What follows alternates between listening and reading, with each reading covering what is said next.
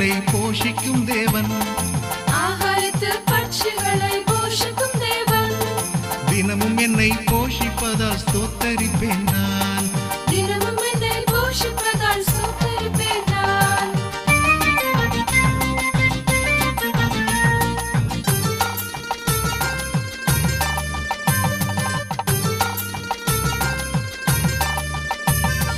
நாளை தினம் உன்னுடைக்காய் என் சிந்தைகளை, நாளை தினம் உன்னுடைக்காய் என் சிந்தைகளை கவலையற்றதாக்கினதா ஸ்தோத்தரிப்பேன்